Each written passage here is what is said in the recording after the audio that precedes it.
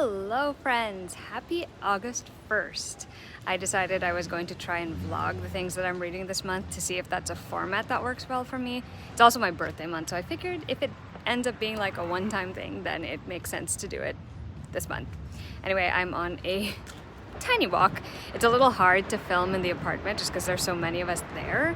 I mean, I'm sure I'll be able to do it every so often, but for now, while I'm out, I guess I'd just tell you about the two books that I am currently reading. So first is The Keeper of Night, which is by Kylie Lee Baker. I've had that one on my TBR for like ever, since before it even came out in 2021. And the reason I was so interested in it is because the main character is half Reaper, half Shinigami. And if you know anything about me, you will know that I love the anime Bleach, and that one is very Shinigami based. You know, and aside from that, I also really enjoy Japanese lore, especially centered around yokai, so there's that too. And I am about 65%, I can't remember if it's 69 or 65 honestly, into the audiobook, and I am enjoying it quite a lot. I love the way that the author has chosen to weave in the lore. I think that the action and the sort of adventure journey type thing are really fun.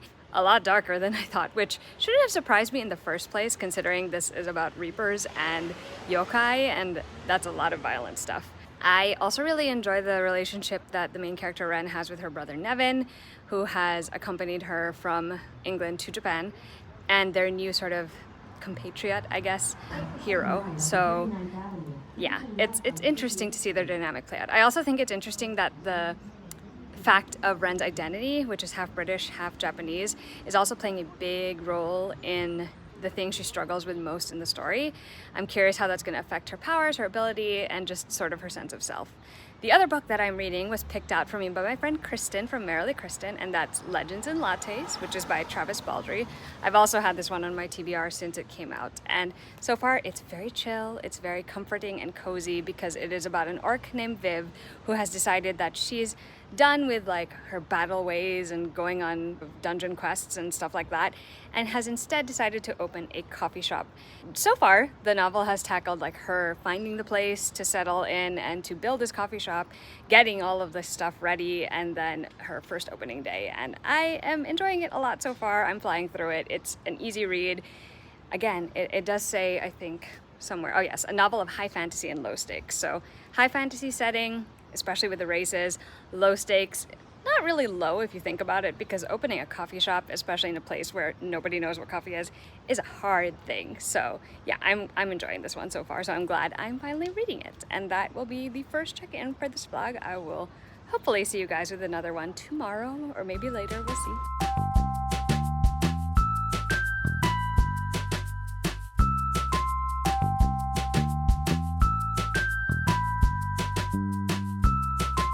It is the 2nd of August. We just got back from seeing the Barbie movie, and it was really fun. Like, it made me very nostalgic for when I used to play with Barbies with my sisters.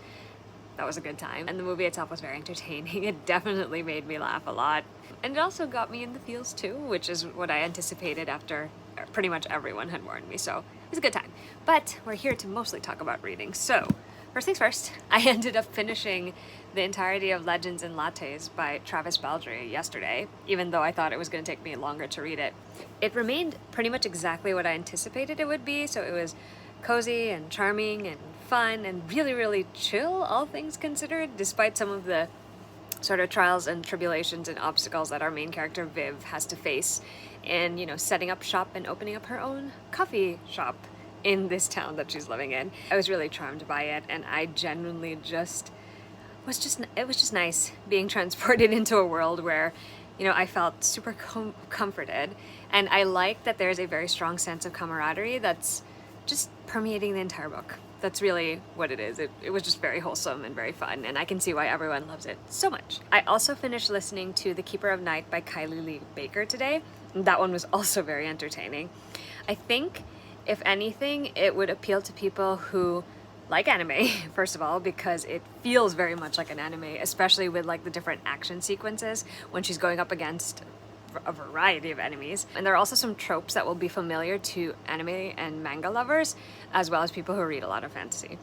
That being said, because it's about Shinigami and Reapers and has a lot of death lore in it, and there's a lot of yokai in it as well, it does tend to lean towards being a little bit more horror and more violent than I anticipated it being, but it was still a good time and I was still entertained. It didn't actually play out the way I thought it was going to, at least not completely.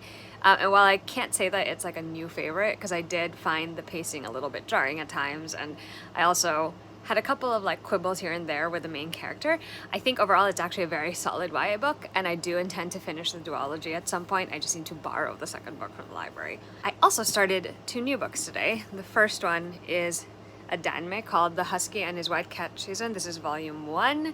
This was our July pick for the buddy reads that I do with my friend Danica, and she mostly picked it, or we mostly picked it, because this cover is very aesthetically pleasing to us both. What I did not realize going into it is that it apparently is a darker danme, I guess, compared to a lot of others. There's a lot of trigger warnings and content warnings that I stumbled across when I was looking it up. It does sort of affect how I see the story overall, but I will say, like, the translation itself and so far what I've read of it has been interesting. Like, I find the lore interesting, I find the characters intriguing.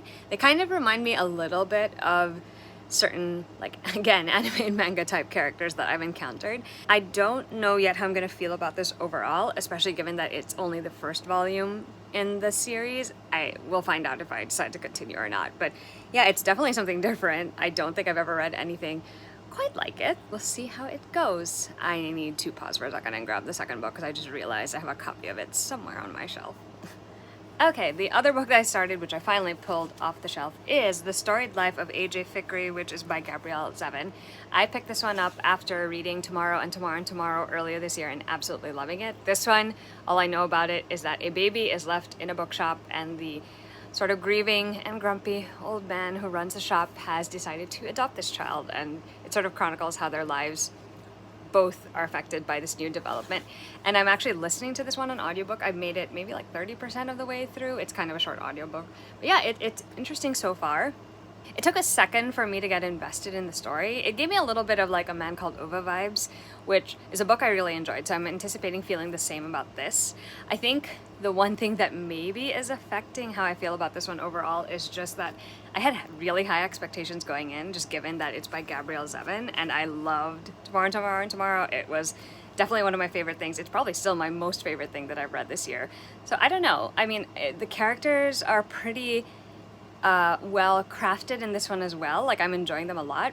You know what else it kind of reminds me of? It kind of gives you the vibes of the show Virgin River. Like, I haven't watched the whole thing, but the couple of episodes that I've seen of season 1 since my sister recently started watching it kind of gives me the same vibe as this one. So I'm curious to see where it goes. I also really like the whole bookshop setting and all the literary references that have been popping up on this one. So yeah, I think I will be able to finish that one tomorrow. The danme is probably going to take me a little longer because it is a bit hefty. And then we'll see where we go from there. Hello friends! Sorry about the slightly dim lighting. It's a bit late and most of our lights in the living room are a bit more towards the yellowish side, so it's a little bit dim. But I have a couple of updates to make. First of all, I just got back from a book event with Elizabeth Acevedo for her new book, Family Lore. I'm going to show you the book actually while we're at it. I went with my friend Rachel. It was hosted by Barnes & Noble. Here is the book. All I know about it is that it is a slightly magical realism story about a couple of generations of women in one family, and I think one of them is having a living wake. And from the way she spoke about it and the way like other people who have gotten to read it, who commented about it in the audience, reacted to it, it sounds really good. I was actually just so enthralled by the way that she talked about writing and stories and, you know, generational things and family, and I am very much looking forward to reading this one, although I have the sneaking suspicion that it may just make me cry. My only other experience with Elizabeth Acevedo has been The Poet X, which I listened to an audiobook, and that book had me sobbing. So yeah, I would not be surprised if this book does the same. They also were giving out these like fans, which was good because for some reason the Barnes & Noble today was kind of like warm, so it was nice to have the fan, you know, around for that. Anyway, so other updates. Before I get to the books, like today is my last in-office work day for the week, and so we kind of did a couple of fun things. They got me pizza and a cake, which was fun, and then my coworker got me some chocolate, which was great. While I was there, I actually ended up finishing The Storied Life of A.J. Fikry by Gabrielle Zevin. I was listening to this on audiobook, and it's a relatively short book. Like, you can imagine the audio is probably pretty quick too. And I ended up liking this one. It's It is very much a slice of life story. I liked this. It has a lot of the hallmarks that I recognized from the other book that I've read by Gabrielle Zevin. It has, you know, solid character work, it has interesting character relationships, and it sort of tackles, I guess, the different ways that having connections to all sorts of different people, the timing and circumstances of people as well, and how that all like sort of boils together to, you know, give you a life. And your life unfolds in many ways because it's affected by all the people you encounter, all the things you experience, the choices you make. And I think that's something that really comes across in this story. I was charmed by it for the most part, and like I didn't love it as much as Tomorrow, but it did encourage me to want to pick up more of her work. And it was nice listening to it on audiobook as well. I think that helped with the experience of it too. I also did not realize there was a movie adaptation for some reason with Lucy Hale in it, so I don't know if I'm gonna check that out. Yeah, I'm glad I finally got around to reading this one. So after work, I met up with Rachel. We had dinner first, and so she got me a couple of gifts. I kind of wanted to show them to you guys just for fun, so first, another puzzle. This is the second puzzle that I've received for my birthday, and I'm excited because look how pretty it is. So we both love this manga, which is going to be an anime next year, called A Sign of Affection by Sue Morishita, and she got me this really pretty artwork of it, and then there's stickers too. She also got me these earrings. I don't know how well you guys can see that. They are pink with like gold accents, and these are from Montreal, her trip there recently. She also got me this ponytail, which matches. Other things to wear, she got me this shirt that says Kindred Spirits, which we both love Anne of Green Gables, and also we are going to Prince Edward Island later this year, which is very exciting. And she got me this very cute pink umbrella with this handle that's shaped like a duck, which I'm excited about. And this reusable cup that has the cutest floral design on it. I think it's adorable. And I also just wanted to show you guys her card because it's very cute. It says, I got a book for your birthday. And she did actually, in fact, get me a book. She had gotten me a volume of Living Room Matsunaga-san. It was just funny though, because she and I both thought that I only had until the second volume, and it turns out I actually have until volume 5. So she is going to return that one and get me the next one that I need because she really wants me to read that series. Anyway, the last reading update I have for you is for the Danmei that I'm reading, the Husky and His White Cat season, which this is volume 1.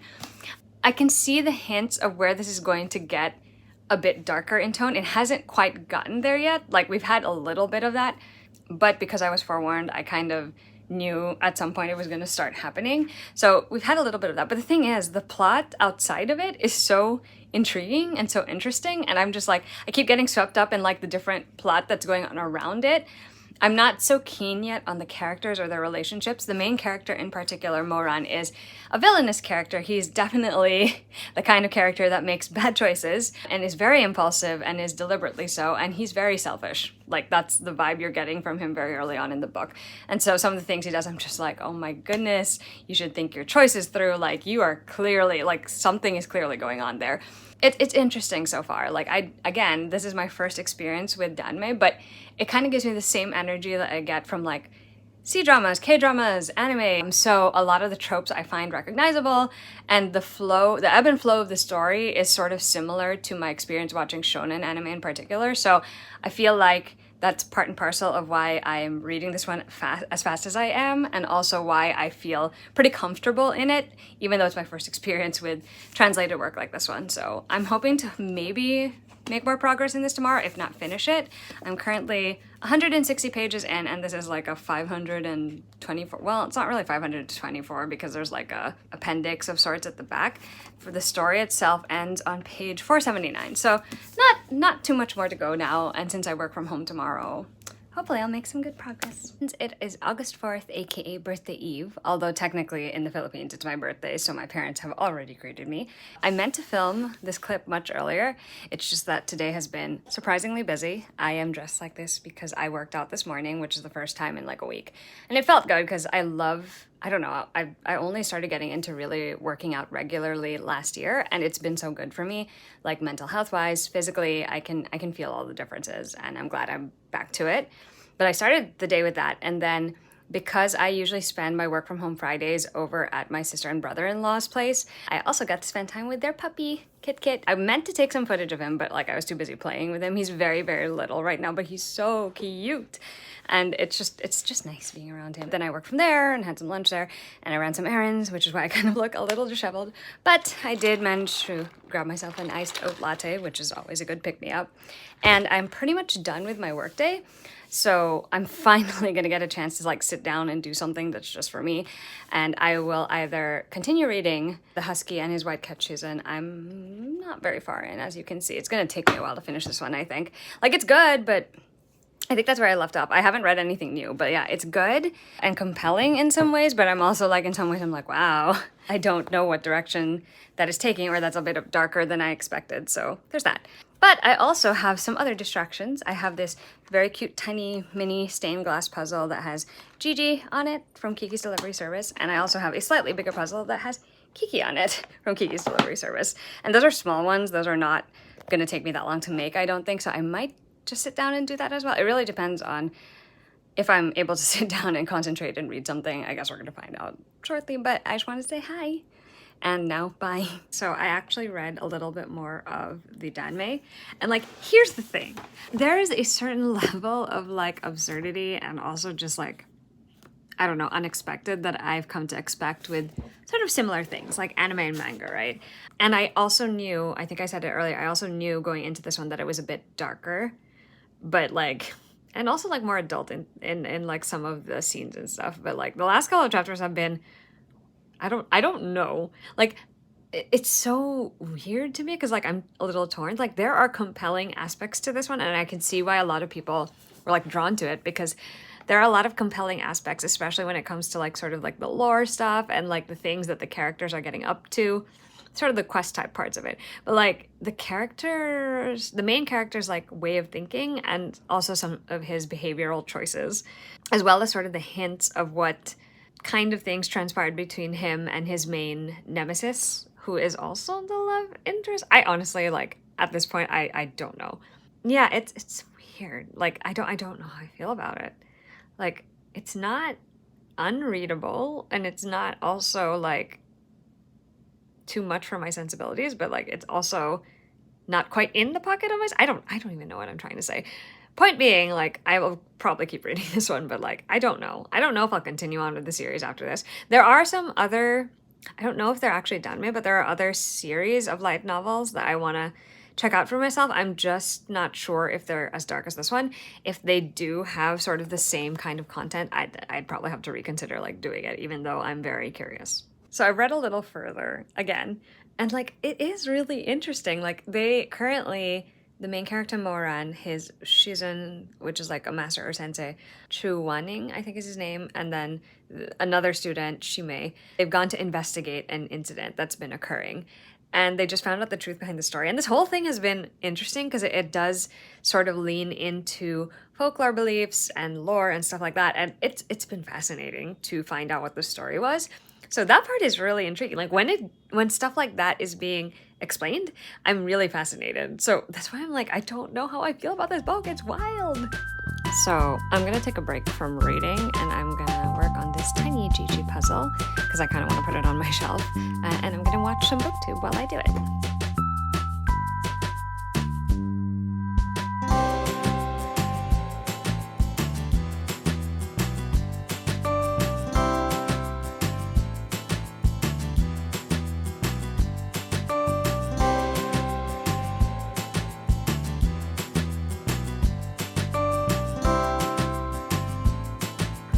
Has been made, friends. I still have to deal with those though. This is actually quite hard because it was really dark. I have completed the puzzle and it's super cute. I need to like get the puzzle glue on it, but it's definitely gonna go on my shelf. It actually holds up pretty well without it, I think. Yep, see? But yeah, it's so cute. Oh, I love it. We can start again, baby, just say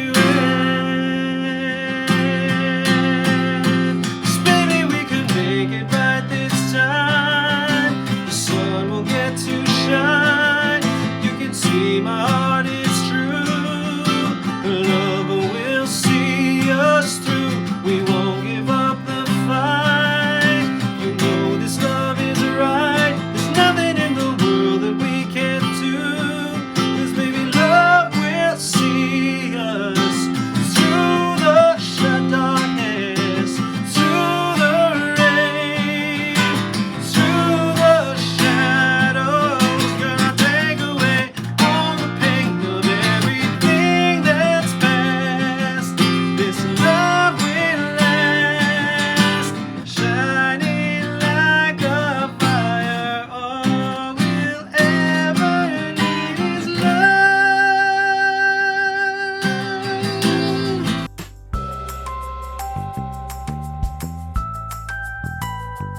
did get another set of birthday gifts that are books in the mail, this time from my friends Kristen and Andrew, and they got me more of this collection. This is Troy, Stephen Fry's reimagining of that, and Heroes. I already have Mythos, and I'm pretty sure they were the ones who gave it to me too, so they're basically just rounding out my collection. I also got some surprise book mail from Bloomsbury, which I don't think I was expecting, and it's this trade paperback edition of House of Sky and Breath, which is the second book in the Crescent City series by Sarah J. Maas. Had no idea this was coming, but apparently, according to the paper that came with it, this is coming out September 26, 2023, which is pretty exciting. So I am looking forward to snagging a copy. I actually have the B&N edition pre-order because I really want to see like the full art on it. So there's that. I've also read a bit more of my book, and I feel like it's going to start speeding up a bit now. I think about halfway or close to halfway, so that should be fun. So I'm a puzzle fiend, apparently, and because the puzzle was relatively small, and now that I have some free time again, I'm gonna do another one.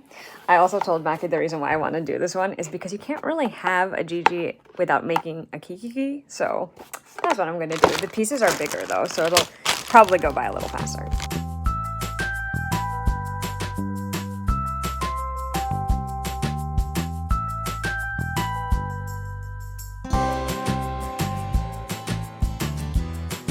Oh wait, first things first. I finished the puzzle. It's just drying with some puzzle glue, but look, they're gonna be so cute next to each other.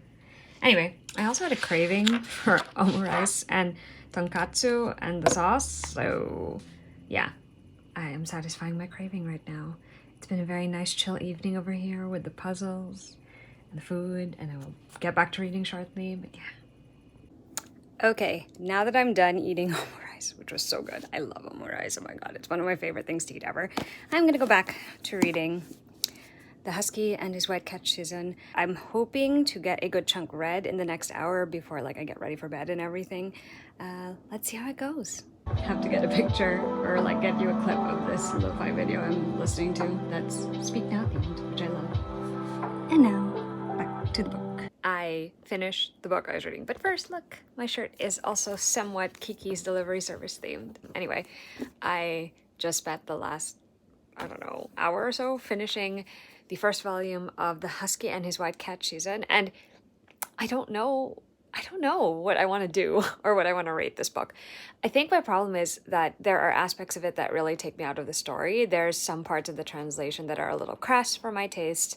And of course, there are some darker or some unexpected themes that I'm not always comfortable with. Like, I'm pretty sure there's going to be more explicit dubious consent or, you know, non-con scenes maybe that are coming later. I don't know if that's really going to happen or not. There's just a lot of allusion to it here, and there are still some things like some acts that make me uncomfortable, but the lore and like the things that these characters are going through or experiencing feel like an anime episode, like an anime season, like they're trying to do these different tasks and they enjoy these different things. Oh, another thing that's kind of triggering is that there's like a corporal punishment in this too, which is also not always fun to read about. Well, clearly not fun to read about, but I don't know. I mean, like, I just couldn't stop reading past a certain point because I was so interested in seeing where the story was going to go. And even when there were moments that would like kind of take me out of it and make me go like, oh no, we're about to encounter something, it wasn't too terrible in this book. I have a feeling it might get worse as the series goes on, but I'm actually not opposed to maybe continuing it. I don't think I would rush to do it though, and I'm glad I borrowed this one instead of bought it. Yeah, it's an interesting thing. I can't deny that the story was compelling enough to keep me going. Like, the beginning I was a little unsure because the character it was someone I was kind of unsure of, and I can't say that I finished this feeling like I found him more likable. I kind of didn't because he's still definitely a piece of work, but like I also found so I know who the main couple is, right? And it's so frustrating to me because like they just it's obviously one, a miscommunication issue, and two, I'm like, they're both so proud and they're both so blinded by like their impressions or what they think they want or what they think they should do that they don't realize certain things about their feelings for each other. So there's that. I'm glad I got a chance to read something like this and to experience it for myself. Don't know when I will continue. I also don't know if I will actually continue, but I'm open to it. Like, I'm not completely shutting down the idea that it might happen. But yeah, I've been having a pretty decent reading month in terms of pace. This is, so it's the 4th of August today. It's my birthday eve, basically. And I finished 4 books already this month, which is kind of wild to me, like, especially given that in July I wasn't reading as much. So maybe I can keep this up. Hopefully it's a good pace, and like everything so far has been mostly enjoyable. I don't think I've rated anything under 3 stars-ish. So yeah, it's been a fun time. And it's sand, so it's like black sand. So you are like not slipping, but it's like it's not flat. So it's really harder than it is because your steps seem to be like digging, and you're going upwards. So it's like upward incline, one girl and 2 guys. So basically, if one of us has to go down, there always has to be 2. Just like if other one gets left behind, the other one can go.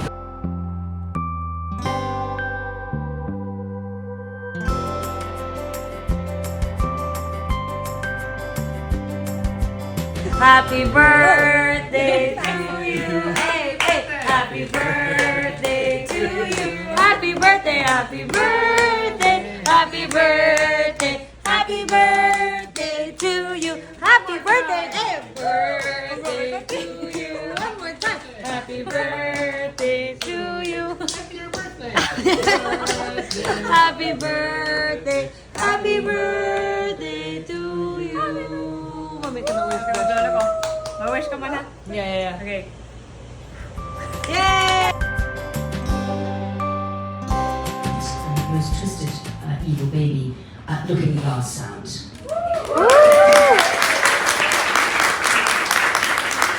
your most evil. I love that.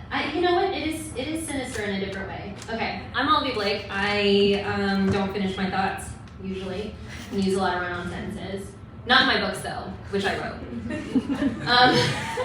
Masters to Death is actually a backlist re-release, so it comes out tomorrow. But it was originally published in 2018 by me. I didn't know what I was doing. I thought maybe 5 people would read it, which was kind of true at the time.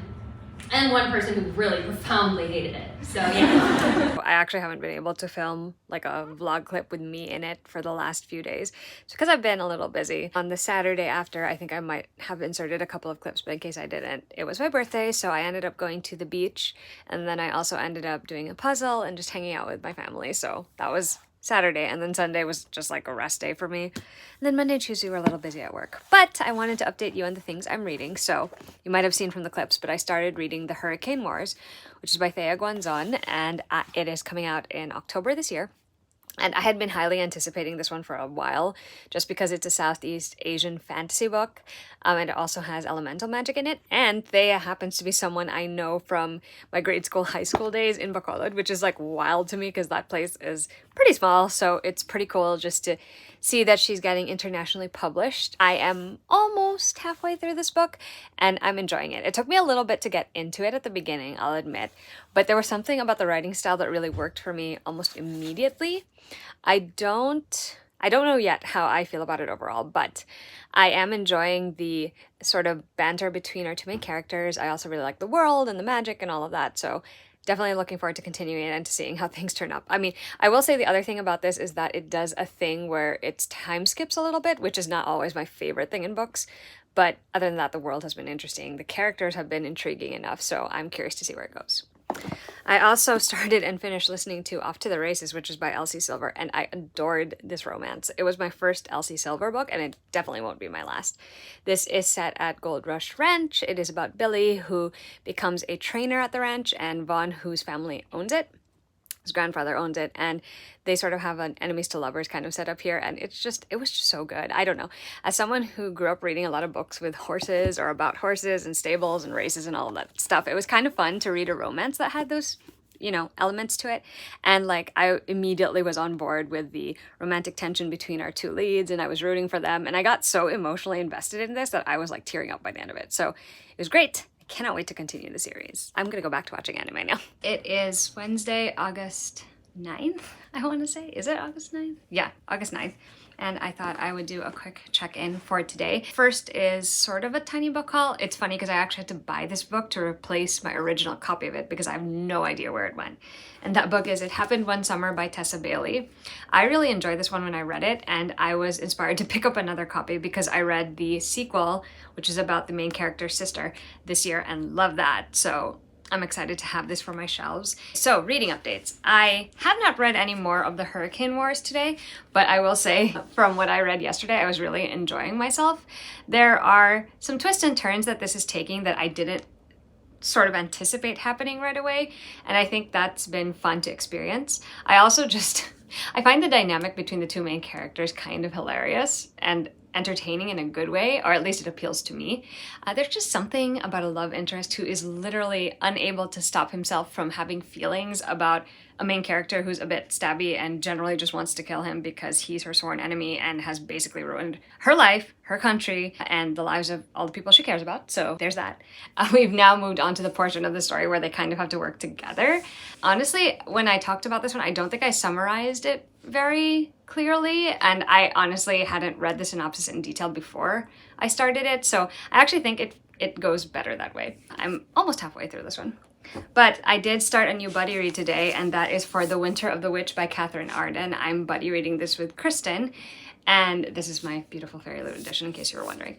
I'm excited to finally read this for a couple of reasons. One, I enjoyed the first 2 books in the series so much. I was reading a recap of those 2 books in the series. I'll link it down below so that you guys can check it out if you need it.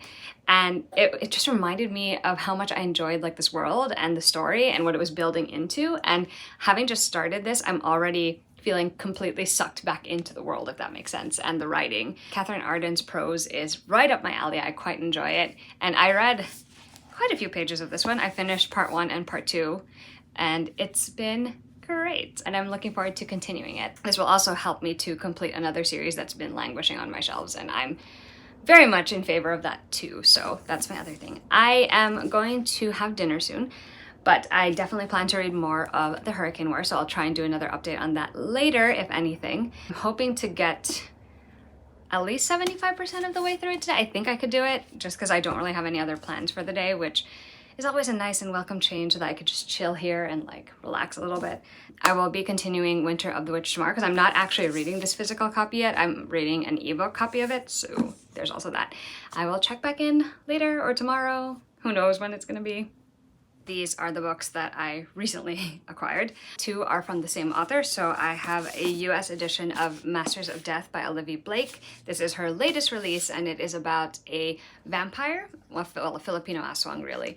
She's a real estate agent trying to sell this house that is haunted by a ghost, and she has to work together with the godson of death, Fox, in order to make that happen. And this is my second favorite Olivia Blake book. You're about to see my first favorite in a second, but I actually kind of want to reread this one again because I feel like I would be very entertained. So there's the signature because I got to see her at a event with Catriona Ward, and then there's some character art. I honestly, one of my favorite things about like even the standard editions is that they come with all of this great character art. I love it. And the end paper illustrations are by Paula Torriacio, who is Polarts, I think, on Instagram. I also got my beautiful Fairy Loot edition of One for My Enemy by Olivia Blake. It is navy blue, which is different from the black and white covers. It has beautiful gold foiling. It has these beautiful sprayed edges with the flowers on them, and the end papers are the same. I don't think this one has the character art that the standard editions come with. I don't think so. I can't see it anyway. So that's slightly different. Yeah, I love this. And a new release that I picked up just because I could not resist the pretty edition is Bring Me Your Midnight by Rachel Griffin. This is like YA, paranormal, witchy stuff. And it has this beautiful first hardcover print edition, which has this quote, "He comes alive in darkness, so darkness I become." And then on the back, it has this beautiful illustration. And I am looking forward to reading it, though I still have another book from Rachel Griffin to read as well. Oh, and the end paper. Anyway, I just wanted to share that. So that was my tiny haul. I read a good chunk more of The Hurricane Wars.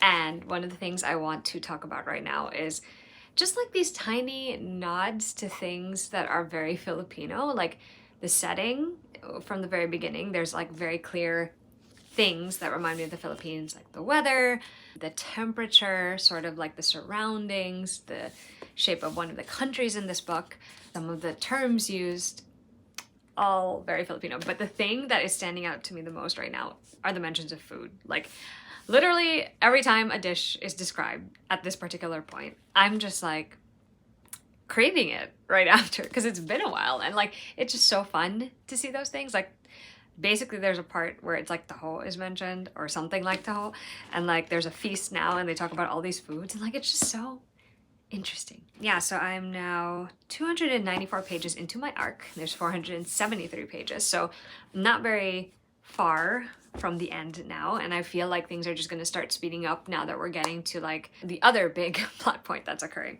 Like I said, I feel like this book actually reminds me in a few ways of A Daughter of the Moon Goddess, which I also read earlier this year and really enjoyed. It's got that quick, snappy sort of like pacing where like time passes by really, really fast.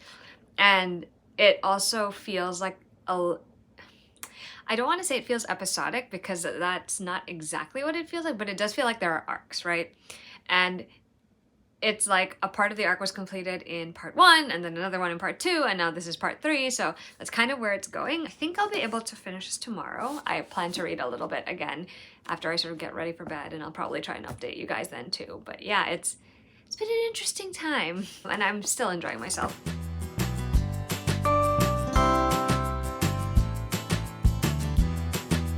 Ignore the slightly disheveled appearance. It is pouring in New York right now, so getting home was kind of wet and not very fun. But at least I'm home now and I've kind of settled in a bit, and oops, sorry about that.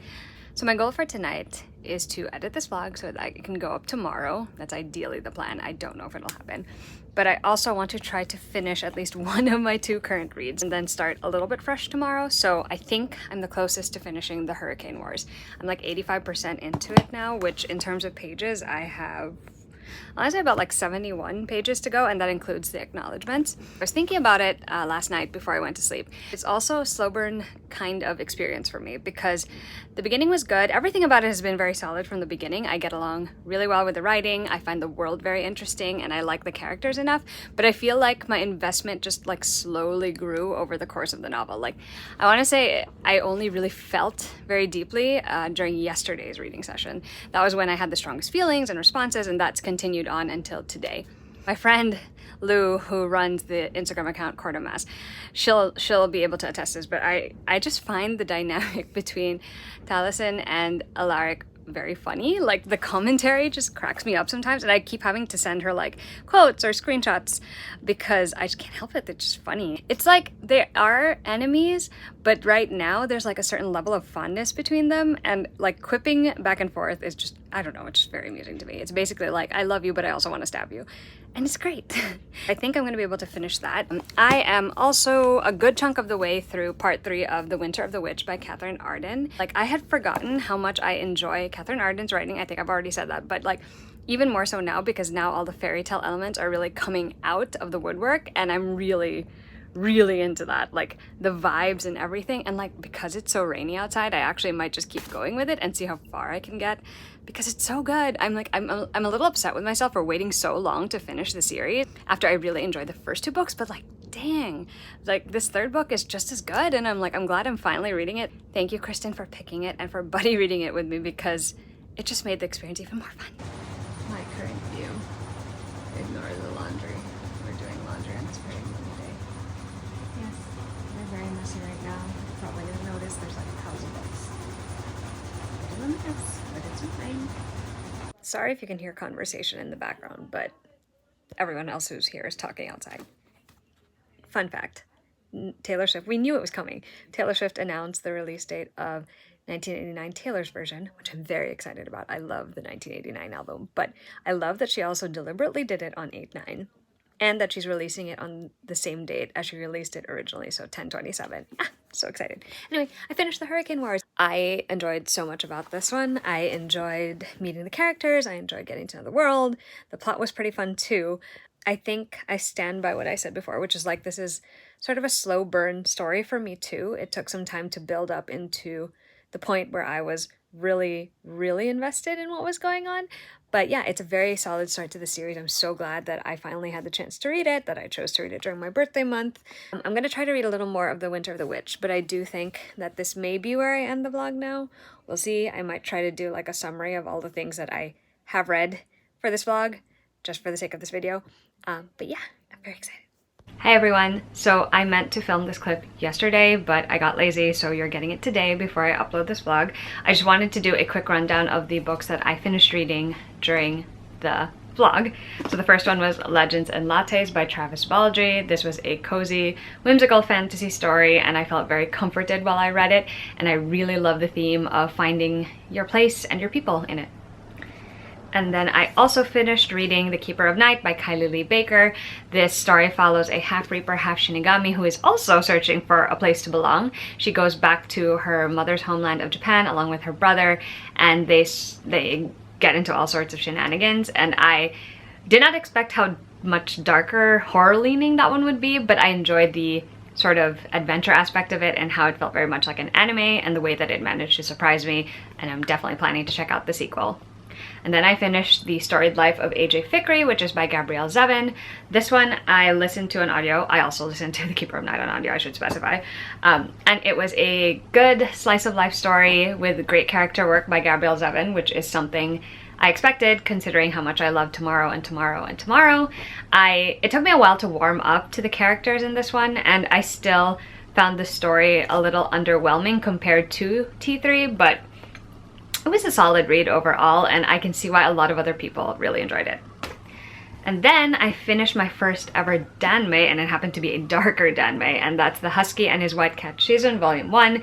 This was my buddy read with Danica. Actually, this one and The Keeper of Night were my buddy read with Danica. This one was for July, so I was late on it, and then Keeper was for August.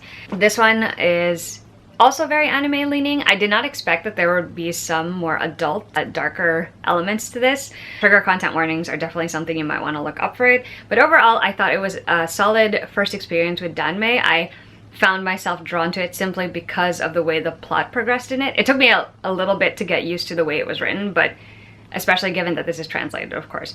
But once I did, like, the flow of it felt very like anime arc style, if that makes any sense. I also finished reading via audiobook Off to the Races by Elsie Silver, a delightful start to the Gold Rush Ranch series, which features the owner of the ranch and the trainer he hires and a sort of finicky horse.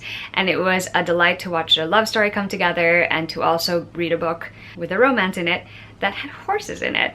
That was fun for me, especially as someone who grew up reading a lot of stories that featured horses and stables and competitions and all of that stuff. And this one got me emotional by the end of it because I was so invested in the ranch, in the horses, in the characters, and I look forward to continuing the series. It was actually recommended by my friend Rachel, so I'm glad I finally picked it up. But I will say also that the person who put Elsie Silver on my radar in the first place was Jess from Peace Love Books. Alright, and the last book that I finished completely for this vlog is The Hurricane Wars by Thea Guanzon. While not everything about this one was my cup of tea, like there were definitely some things that didn't work as well for me, I overall enjoyed it. I'm very curious to see if the second book will develop on the potential that I'm seeing in this one and allow sort of the characters, the world, and the story to flourish a little bit more. I also had a good chuckle over like the banter in this one. I thought it was particularly enjoyable, and I also liked the nods to different things that were part of the Philippines or Philippine culture, like the weather, the food, the flora, the words, the dress. Like there were a lot of things. I was like, oh my goodness, I never thought I would see that in a book, so that was a delight. And the book that I'm currently reading, which I'm almost halfway through, is The Winter of the Witch by Catherine Arden, which I am buddy reading with Kristen. I'm so glad we finally picked up this series finale because so far it's been very enjoyable. I love the fairy tale vibes of it. I love the way Catherine Arden writes, and I'm so glad to be back with Vasha and to find out how her story ends. And that is a pretty short recap of what I read in this video. I hope you enjoyed this vlog. I know it's a little bit all over the place because I'm still trying to figure out how I want it to work going forward, but I do hope you enjoy it. You'll probably see more from me soon. Have a good day, everyone. Bye!